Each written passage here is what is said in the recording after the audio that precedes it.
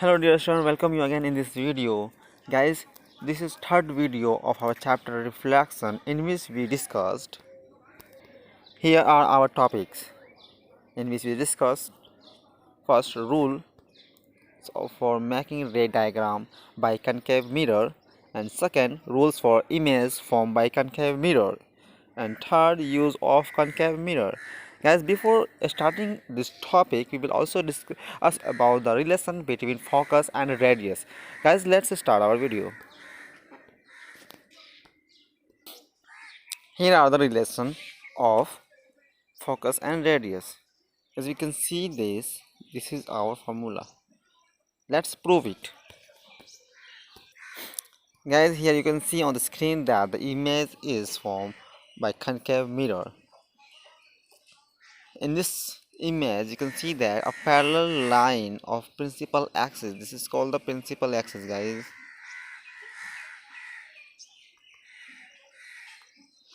and this line touches the mirror and reflects through the focus point and comes to D. You can see this. Okay guys, let's see. According to the law of reflection, this angle and this angle are equal. We read in last video that angle I is equal to angle R. So this angle are equal. Now see here, it is written in this here. Now guys, we are going to take this part of the image. We have to prove first that this triangle which is formed after reflection is a isosceles triangle. We have to prove it.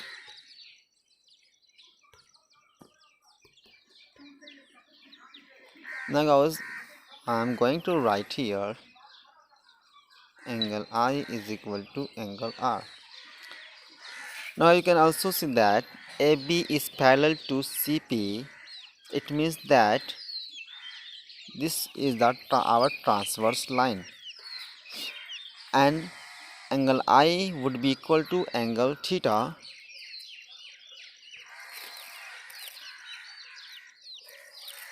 because guys, it is making an angle through the transverse line between the parallel line, which is alternate anterior angle. That is why angle I is equal to angle theta.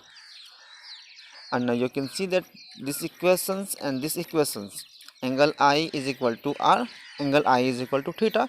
It means that angle R is equal to theta.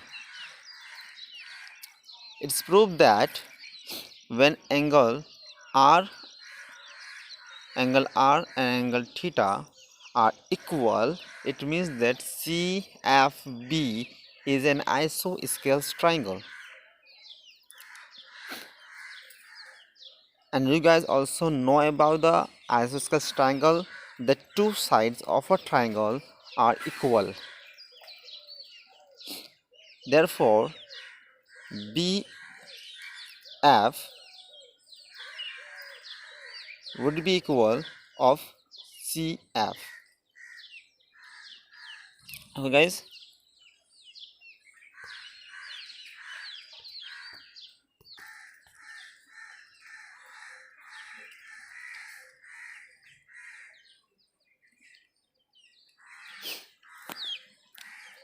now guys, you see in this line from the geometry of the figure, if the aperture of the mirror, aperture means M and M dash, this is called the aperture. Mirror is small, lies close to P. If the M and M dash are too small, that it lies close to P. M and M dash lies close to P. In this conditions, BF would be equal to PF. It is written here. अगर M और M dash काफ़ी नज़दीक हो P के, तो ऐसे condition में ये बी जो लाई करेगा वहाँ पी पर लाई करेगा, और ऐसे कंडीशन में सी एफ और पी एफ आपस में इक्वल हो जाएगा, जो कि यहाँ पे दिया हुआ है। जब ये आपस में इक्वल हो जाएगा गाइस, तो आप यहाँ देखिए इस तरह से C F P F and B F तीनों आपस में इक्वल होगा, जो कि यहाँ आप देख सकते हैं तीनों आपस में इक्वल होगा।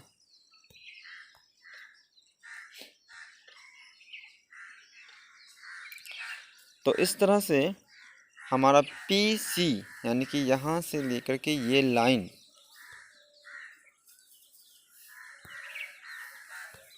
जो है P C is equal to क्या हो जाएगा, P F plus F C, यानी कि ये पी एफ और एफ सी आपस में ऐड हो जाएगा पूरा का पूरा लाइन बनाने के लिए। तो पी एफ प्लस, और ये जो हमारा मुझे पता है यहाँ से कि ये जो आपका सी एफ और पी एफ आपस में बराबर हैं। कैसे बराबर है, इस लाइन से सब आपस में बराबर है। इस कंडीशन से ये दोनों आपस में ऐड हो जाएगा और are is equal to 2f हो जाएगा, यानी कि R is equal to 2pf। And pf को हम लोग क्या कहते हैं, pf हमारा कहला जाता है फोकल लेंथ यानी स्मॉल f। इस तरह से r बराबर 2f प्रूफ हो जाता है guys. I hope guys you have understood. If you haven't understood, you can pause the video here and write the all statement which is written in here. Okay guys, let's start our next topic. What is our next topic? Our next topic is rules for making red diagram by concave mirror. Yes guys, in this video we are going to begin from this topic. Guys, there are 4 rules to make a red diagram by a concave mirror. Our first rule says that guys, that if a rays parallel to principal axis, it is passes through the focus point। यानी कि अगर principal axis के parallel कोई रे mirror से टकराता है तो वो रिफ्लेक्ट होकर के वो फोकस से ही गुजरेगा गाइस। इस तरह से आप यहाँ देखिए कि अगर ये हमारा कनकेव मिरर है और ये हमारा फोकस पॉइंट है, ये हमारा सेंटर ऑफ कर्वेचर है, और ये प्रिंसिपल एक्सिस के अगर कोई भी रे वो पास होगा तो वो काटेगा आपको एफ को ही गाइस। सेकेंड रे देखिए नीचे भी ऐसा ही कंडीशन होगा कि अगर ये पैरेलल है प्रिंसिपल एक्सिस के तो ये काटेगा एफ को ही गाइस। कोई सा भी रे हो वो आपको पैरेलल होगा तो एफ को ही काटेगा। ठीक guys, I hope you understood. Now let's come to our next rule. Guys, our next rule says that कि अगर कोई रे फोकस से गुजरता है और मिरर के किसी पार्ट से टकराता है तो वो क्या हो जाएगा, पैरेलल हो जाएगा गाइस। ये पैरेलल हो जाएगा। आपने इससे पहले वाले रूल में क्या देखा था कि कोई अगर रे पैरेलल है तो वो फोकस पॉइंट को काटेगा, और अगर फोकस से गुजरता है तो वो पैरेलल हो जाएगा। यानी पैरेलल रहेगा तो फोकस से काटेगा और फोकस से पास होगा तो वो पैरेलल हो जाएगा, दोनों ही कंडीशन में। ठीक है guys, and this is the figure of concave mirror and this is the figure of convex mirror. यहाँ पर भी आप देख सकते हैं कि ये प्रिंसिपल एक्सिस के पैरेलल फोकस को काट रहा है।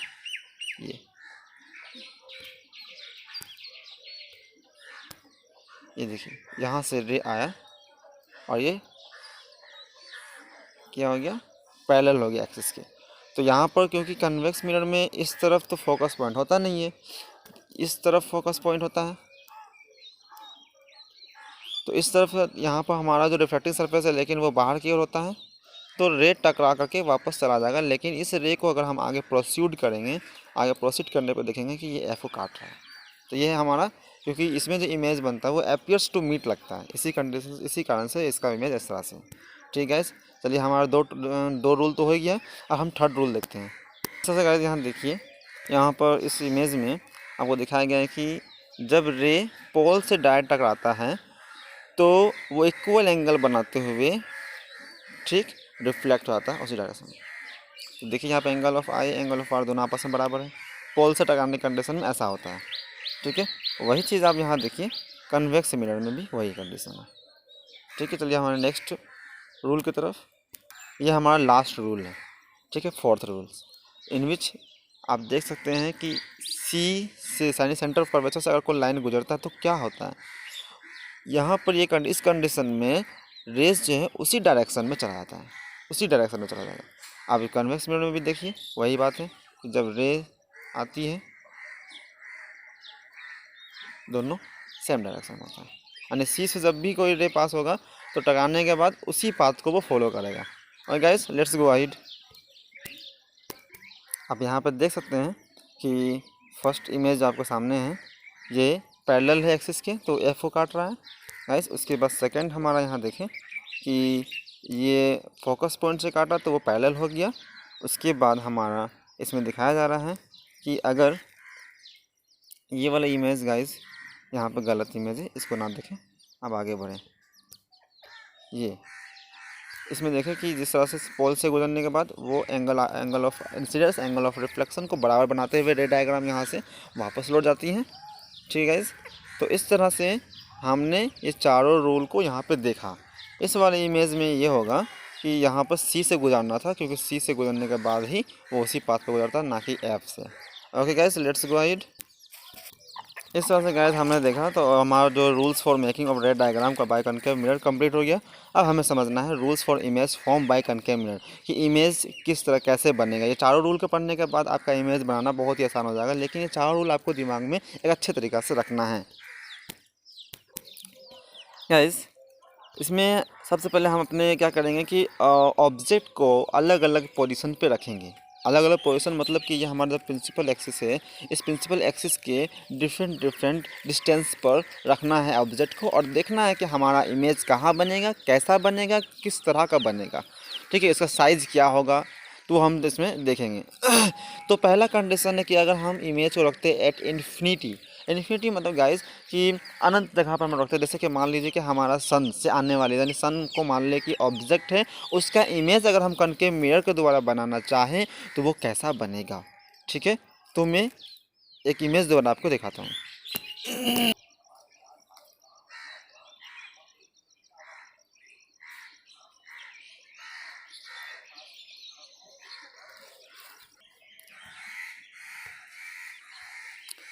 देखिए गाइस इसमें मैं बताता हूँ, ये मैंने ले लिया कनकेव मिरर, और ये हमारा प्रिंसिपल एक्सिस है, और ये हमारा क्या होगा पोल हो जाएगा, ये हमारा एफ हो जाएगा, और ये हमारा सी हो जाएगा। इन्फिनाइट का मतलब होता है गाइस कि जैसे मान लीजिए इन्फिनाइट का मतलब हो गया आपका कि यहाँ पर से कोई रे इस तरह से आता है, ये हमारा ऑब्जेक्ट है कहीं पे दूर से, सन का रेस तो बहुत दूर काफ़ी दूर है, तो इस तरह से ये आएगा और ठीक इक्वल एंगल से वो रिफ्लेक्ट हो जाएगा, ठीक है।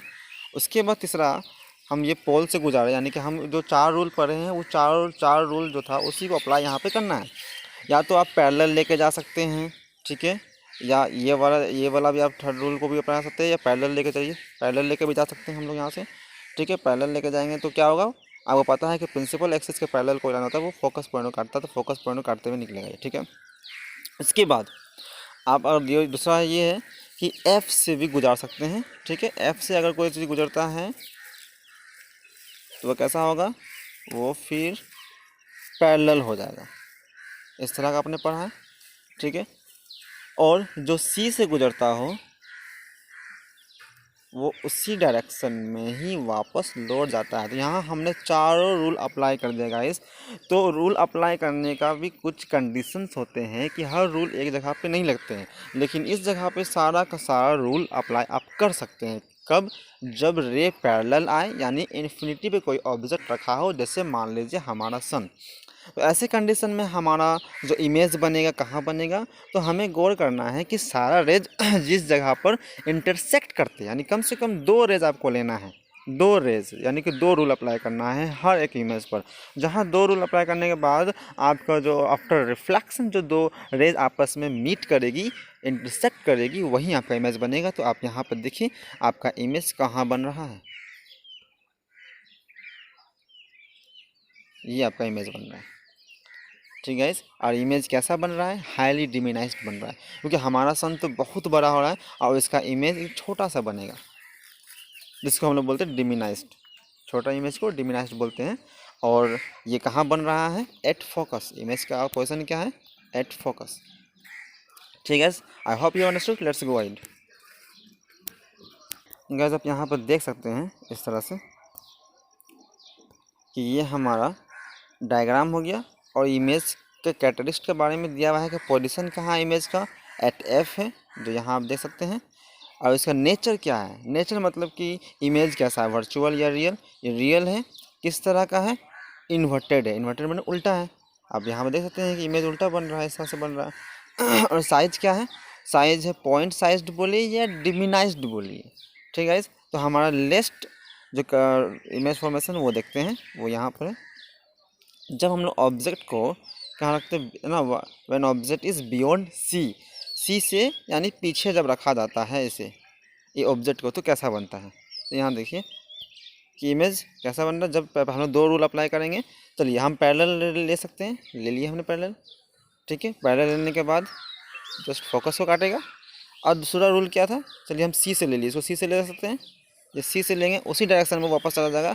आप यहाँ पर देख सकते हैं डायरेक्शन दिखाया गया है, उसी डायरेक्शन में वापस चला जाएगा। और दोनों इंटरसेक्ट कहाँ किया, दोनों इंटरसेक्ट कर किया है आपका इस जगह पे। आप देखिए कि दोनों इंटरसेक्ट किया। ठीक है गाइस, तो इस तरह से आप ये बताते हैं कि पोजीशन क्या है इमेज का, वो एफ और सी के बीच में है, बिटवीन सी एंड एफ। और नेचर क्या है, इन्वर्टेड है। और ये भी क्या है, साइज क्या है इसका, साइज छोटा है। ठीक है, जो आप यहाँ पढ़िए लिखा हुआ है।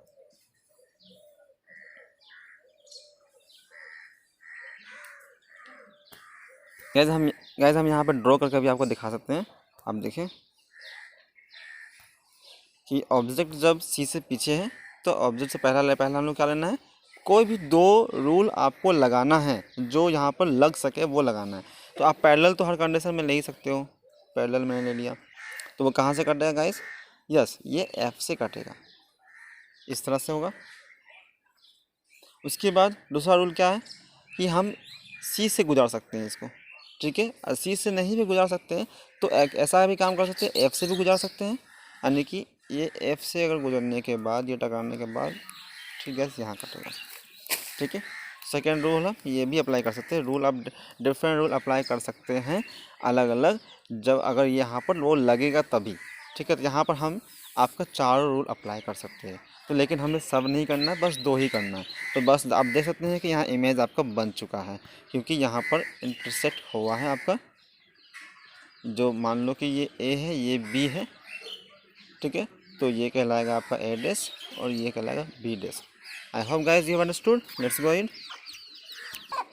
नेक्स्ट है गाइज हमारा when object is at C, यानी ऑब्जेक्ट को जब सी पर रखा जाए तो कैसा डायग्राम बनेगा। तो आप इस डायग्राम को देखिए, मैं इसे आपको करके बताता हूँ।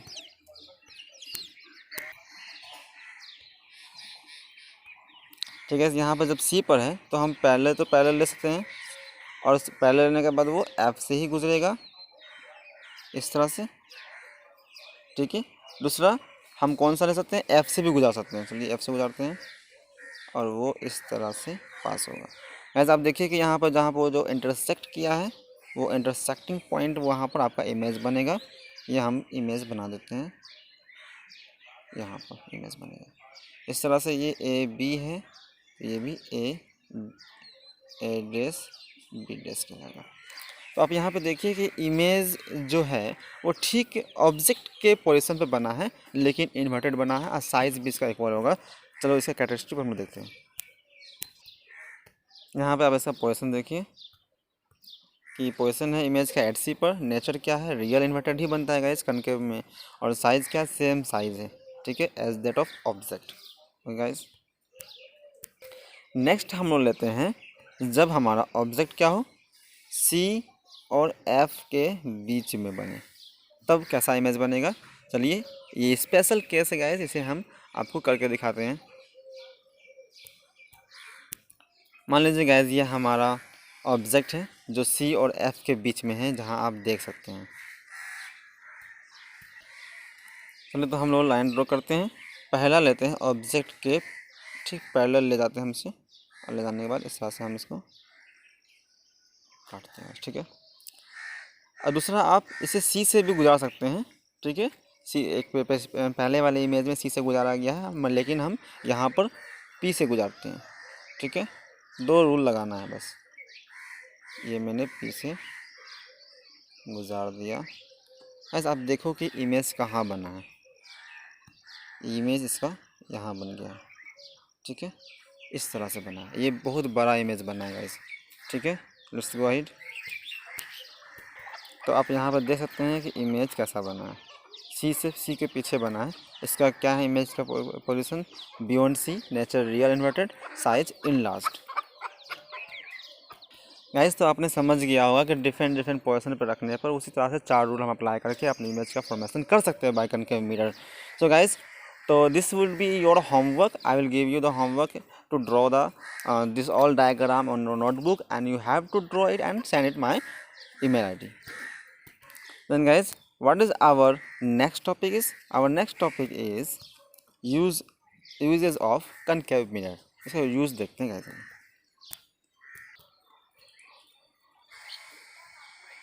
Here guys, you can see that uses of concave mirror. First uses is saying that used in torch, searchlight and vehicles headlight to get parallel beam of light। यानी इसे टॉर्च में यूज किया जाता है, सर्च लाइट में use किया जाता है, सर्च लाइट ढूंढने के लिए, और व्हीकल्स के हेडलाइट में भी यूज़ किया जाता है। गाइज ये इन चीज़ों में यूज़ इसलिए किया जाता है क्योंकि जब ये पैरेलल रेज होती है, सारा पैरेलल रेज होने के कारण से ये सब फोकस यानी कि फोकस पॉइंट पर आकर मिल जाती है। इस फोकस पॉइंट पर मिलने के कारण ही इसे कहा जाता है, यानी कि ये लाइट रेज को जो आती है उसको कन्वर्ज कर दिया जाता है। कन्वर्जिंग मिरर भी इसे कहा जाता है। तो इसी कारण से इसे टॉर्च में यूज़ किया जाता है, सर्च लाइट में किया जाता है, व्हीकल्स में किया जाता है। कि मान लो कि आपने व्हीकल्स में देखा होगा कि ये आपका हेडलाइट होता है, यहाँ पर इस जगह पर फोकस पॉइंट पर ही बल्ब फिक्स होता है। इससे क्या होती है कि इससे रेज जो जितने भी टकराती है वो सारा का सारा क्या होता है, पैरेलल हो जाती है। और ये पैरेलल होने के कारण से क्या है कि आपका जो रे है लाइट का वो बीम बन करके वो दूर तक हो जाती है, ताकि आप दूर तक उसे देख सकते हैं, ठीक है। इसीलिए इसका इसमें यूज़ किया जाता है। नाउ नेक्स्ट जो आपका यूजेज है वो ये है, concave mirror are used by dentist to see large image of patient. यानी कि इसमें ये बताया जा रहा है कि जो डेंटिस्ट होते हैं वो दांतों को देखने के लिए वो जो इस्तेमाल करते हैं वो कनकेव मिरर इस्तेमाल करते हैं। अगर वो ऑब्जेक्ट को यानी जिस ऑब्जेक्ट को फोकस और पोल के बीच में रखें तो इस तरह से लार्ज इमेज बनता है। जैसे देखे होंगे आप, डॉक्टर को कोई हेड में वो लगा करके यूज करते हैं, उसके हेड सर पर लगा होता है कनकेव मिरर, और वो लाइट टॉर्च हाथ में ले करके आपके दांतों में देखेंगे। इससे कि उसका इमेज जो बनेगा वो एक लार्ज इमेज बनता है, ठीक है guys. Okay, let's see the next use.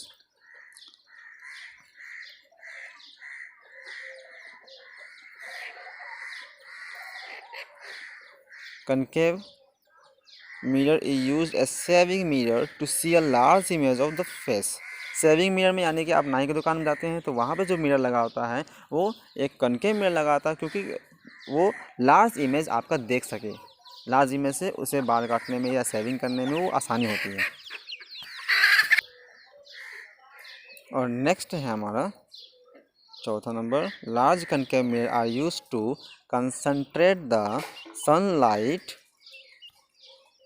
To produce heat in solar furnace. Okay guys, तो इस इमेज में आप देख सकते हैं कि टॉर्च में यूज़ किया जाता है, ठीक है, फर्नेस में यूज़ किया जाता है। उसके बाद हमारे डॉक्टर इस तरह से यूज करते हैं। अब देखिए यहाँ पर तो सेकेंड है, concave mirror are use to dentist to see in large image of teeth. अब यहाँ देखिए, concave mirror are use to doctor to for examine ears, eyes, nose and throat, ठीक है। And concave mirror are use to reflect in torch headlight of cars, scooters. ये इसका uses यहाँ लिखा हुआ है। As I hope you have understood the topics in this video, and guys,